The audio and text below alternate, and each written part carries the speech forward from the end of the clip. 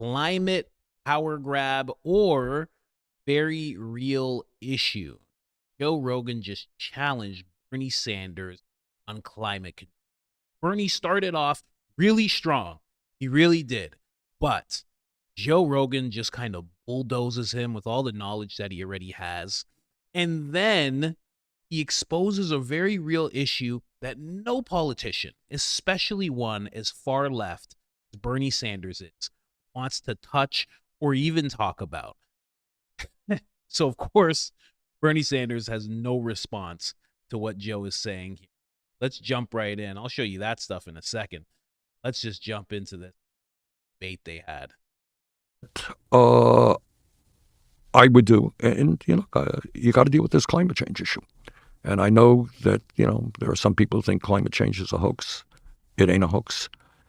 I think the last 10 years have been the warmest on record, and we can create millions of good-paying jobs, transforming our energy system away from fossil fuel to energy efficiency, to solar, to wind, and other sustainable energy. So, lots of jobs. That was the one thing he said, and that's the thing that I wanted to do. It's not just that jobs can be created. They already have created a whole industry based on what he's talking about. According to a study in 2023 by Indiana University, U.S.-based nonprofits spend approximately $7.8 to $9.2 billion annually in climate change programs, figure covering advocacy, education, preservation, clean energy initiatives. Of that total, 88%, just $6.8 to $8 billion. So this is a very big industry. These are small numbers in comparison to what it actually is. But this is the issue that Bernie's bringing up like a plus. Joe actually brings up like a big minus. I think the climate change issue is very complicated. And I think, did you see the Washington Post piece that they wrote where they did this long-term view? First of all, the reality is that the Earth's temperature has never been static, right? We could both agree on that. It's always been up and down. There's been ice ages and heat waves. And then the Washington Post looked at it. What was the time period that they looked at? That essentially they found that we're in a cooling period. That the Earth over the past X amount of years, and this was like a very inconvenient discovery, but they had to report the data, and kudos to them for doing that. Scientists have captured the Earth's climate change over the last 485 million years. Here's a surprising place we stand now. So look at the far end of that graph, and you see we're in a cooling period. Well, I'm not sure. I didn't read that article, but yeah. The scientists who are out there, I think. I know, but there's a lot of money involved in that too, Bernie. That's part of the problem. There's a lot of money involved in this whole climate change emergency issue, and there's a lot of control, and that's a big part of this problem. Not only that, if we're just talking about primarily carbon and carbon footprint, what are we going to do about China? Because China is like, what percentage of they are the major polluter right now in terms of carbon. We're number two. We used to be one. They're number one right now. I think they have an enormous percent of the global. I think it's they're number one. I don't know what very high. It's Look, very high. It's not an American issue. It is a global issue, and all I can tell you is that we are, in my view, going to see more extreme weather disturbances in the coming years than we have ever. And we're seeing them right now. Right, but scientists don't. You can't even, did he even look trustworthy right there? I mean, just let me go back with no sound. He looks shifty. Look at this guy. Looks like a villain in an old school movie. His eyes are darting back and forth. You can believe me. Don't even worry. I'll have the money by Friday. What do you mean? Friday's not that far away. Come on. No, right, but scientists don't agree. Well, this is where it gets confusing, because scientists that are in agreement, there's all these entanglements. Whenever someone's discussing something, whether it's economics or whether it's health issues or pharmaceutical drugs, there's financial entanglements. I think we both agree with that, right? Yep. And I think this is part of the issue with this whole climate change emergency as well, because it's not just that we could all agree pollution is a major factor. It's a huge issue in the world today. We could all agree with that, right? I think one of the things that we have to recognize is that whenever there's an issue that everyone can agree on, you're going to have a bunch of people that capitalize on that issue, and they look to gain more money. They have financial issues that they push forward in order to capitalize on this issue, but then also power and control. These things like they're trying to institute in the UK where they have these 15-minute cities, this concept where you're not allowed to travel. They'll be able to look at your carbon footprint. See, that's the problem. The problem is giving people that are in power, these people that we've all discussed that have so much money and so much control over our societies, multinational corporations, giving them more control over citizens. And this is a vehicle for that. And this is what's dangerous about this whole climate change emergency, because it allows these creeps that have been controlling people and controlling what you do and what you say and how you spend your money with people that already live in check to check, and you put additional constraints on them and you make them even more scared. And then you put additional measures where you can look at their carbon footprint, you can look at the amount they travel, put a carbon tax on these people, let's figure out how to extract more money from them. That's what bothers me about this climate change emergency. Joe, this guy is an 83-year-old politician, and he's bringing out the filet mignon of conspiracy theory. You can't do that to this guy. This guy's 83 years old. He can't handle all that. This guy brought up 15-minute cities and tracking how far you can travel. He can't answer to that. He has no idea what to say. Are you kidding me? Oh my God. You can't even listen. I tell you guys, put on your tinfoil Speedos all the time. I could do a whole series on 15-minute cities, but I don't want to do it to you guys. First off, it's one of the scarier ones. Secondly, it's actually happening, but then it's not happening. And then they're like, oh, it's just a smart city. No, it's just a green space. It's very hard to parse the whole thing out. Then there's a guy who actually created it, but then he's like, no, it's not actually this thing. And they're like, you can still have cars. And then in the UK, they're like, they just said we can't drive our cars here. It's a wild one. You really gotta connect the dots on that one. And Joe just threw. I wish Jamie panned over to Bernie's face when he said 15. You see, Bernie didn't even say anything. He can't even talk about it. Definitely can't talk about it like it's a negative thing. Oh goodness, no. Every person that talks about it that's in the political realm is like, well, wouldn't it be nice to just be able to ride your bike wherever you had to go? I sure do miss riding my bike. I mean, these private jet things get quite old. Am I right? I mean, wouldn't it be great to hold 5 grocery bags while you're trying to ride your bike with no hands? I think about it all the time. I wish I could, just my schedule. Are you kidding me? Not that we can all agree pollution is a terrible thing. Everyone should agree to that. The beautiful earth that sustains us and all life on this planet is being poisoned as we speak. We're killing all the fish in the ocean and sucking them out in giant numbers. 94% of all the big fish that are in the ocean are gone over the last, whatever it is. When you go to war against nature, you lose. Yeah, because you're a part of nature. Loses. Exactly but right. We're worshiping the almighty dollar above the mother. You asked me when I ran for president, one of the interests, it's something else to run for president because you get around, you meet all kinds of people and you learn all kinds of things. And one of the things that I did, we went to met with a lot of Native Americans.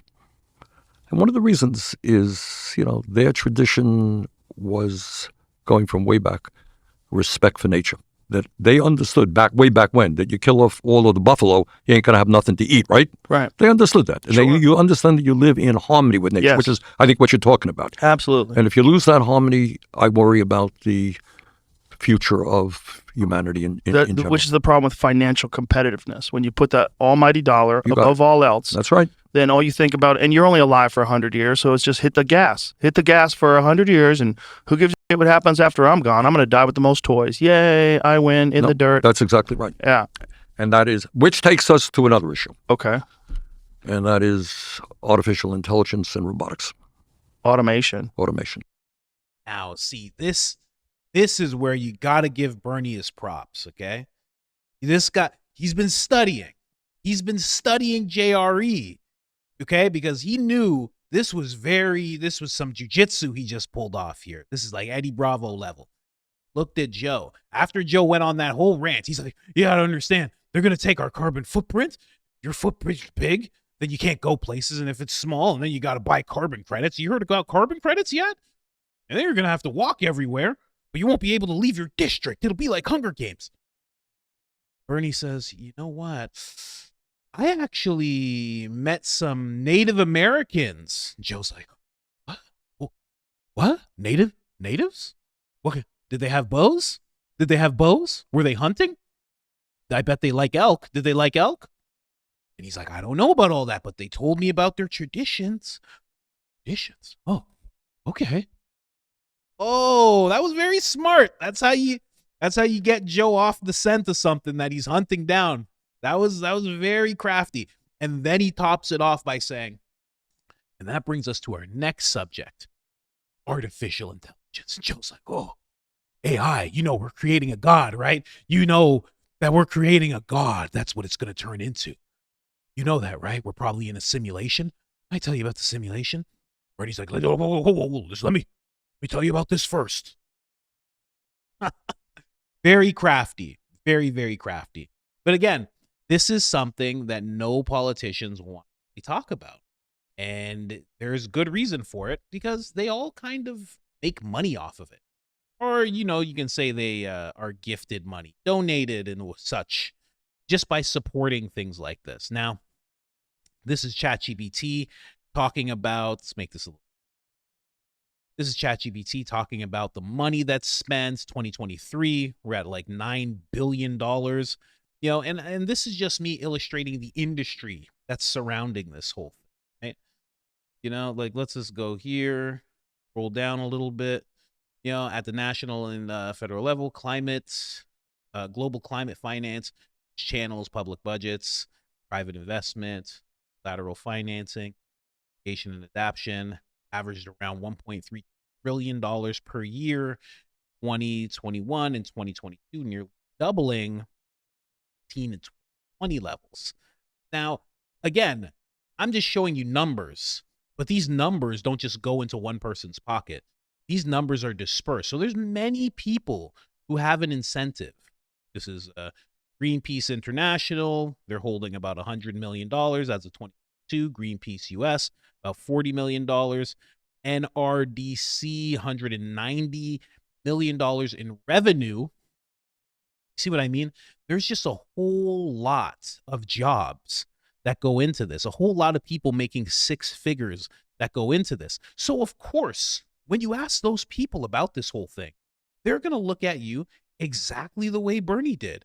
They're going to look at you like, this ain't no joke, Joe. Ain't no joke here. This is not a joke. This is very serious. This is very serious stuff. Very serious stuff going on here. Of course they're going to say that. They have to. They have to take it as very, very serious because they're making money from it. Now, obviously, like everything, I talk about this all the time, things getting co-opted. Exactly like Joe Rogan was saying. Things get co-opted and there's always good people with great intentions.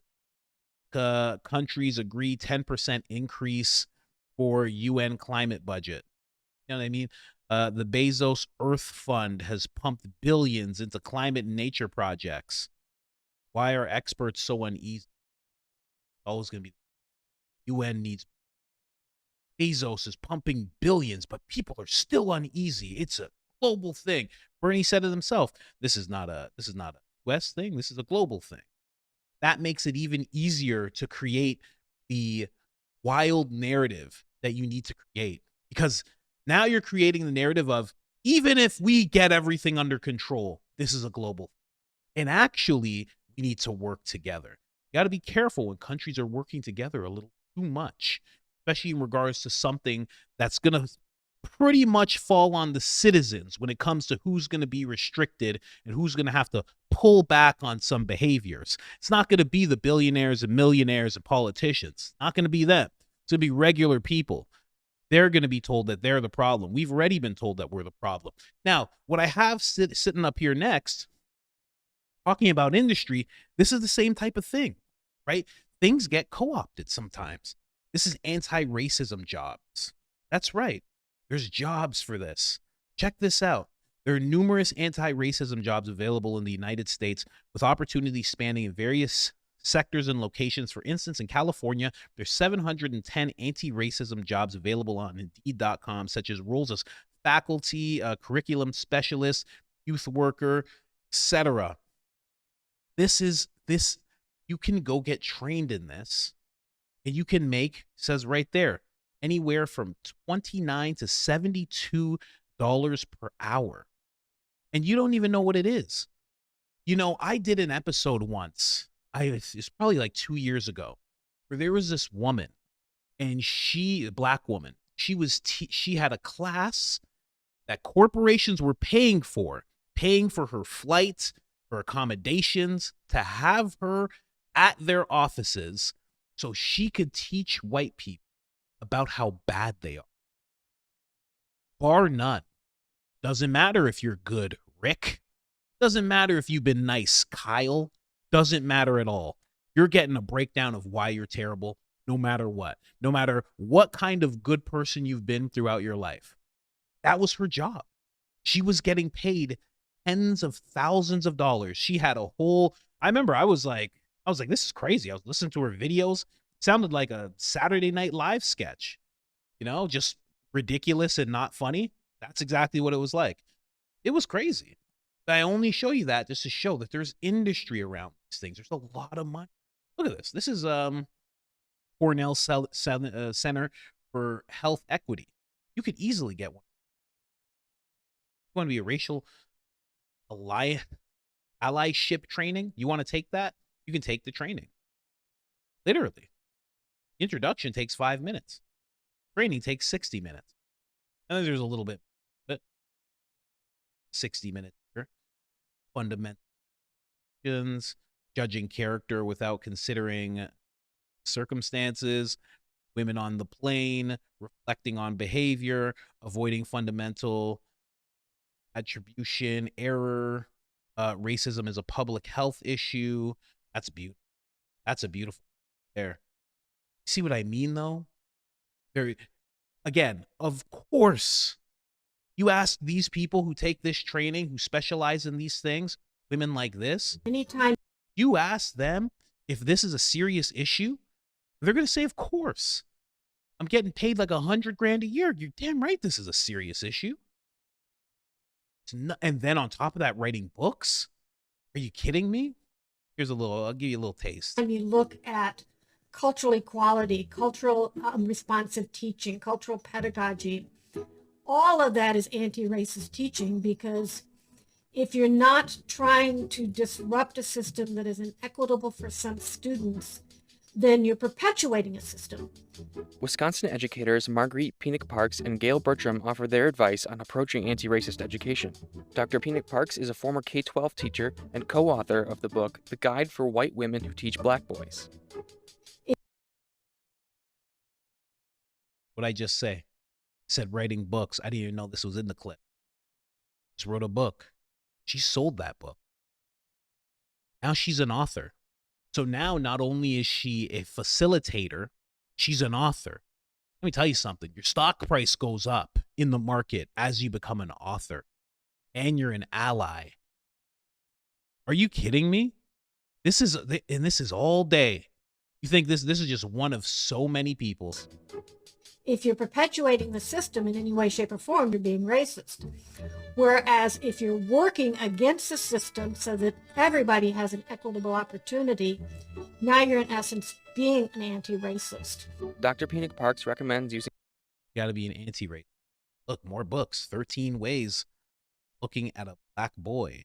The proudest blue. Well, you know. See what I mean? There is a big industry. And again, this is not climate. It doesn't have to do with climate. But I'm just showing you. There is a big industry when it comes to these topics. And of course, again, people are treating this like it's very, very, very serious because they're so incentivized to. It's money. There's a lot of people who, like that woman that I was just talking about, she wouldn't be working. She wasn't a teacher before. It was nothing. She just took a bunch of courses and she just decided this. She made her own course and shopped it around the companies. Good on her. It's an entrepreneur, very industrious, right? Got a lot of companies to sign on board. I mean, big companies, corporations to get on board. But man, it's just like people teaching anti-racism. I know a guy. I love the guy. He's my friend. Teaches anti-racism, goes to schools. They pay him. He goes from school to school to school to school. It is his job. Don't bring me. He knows that. Don't bring me. Now, I'm gonna leave it with this because Jordan Peterson sums it up so perfectly. Much better than my easy ranting, and I'm connecting the dots here. You know, like that image.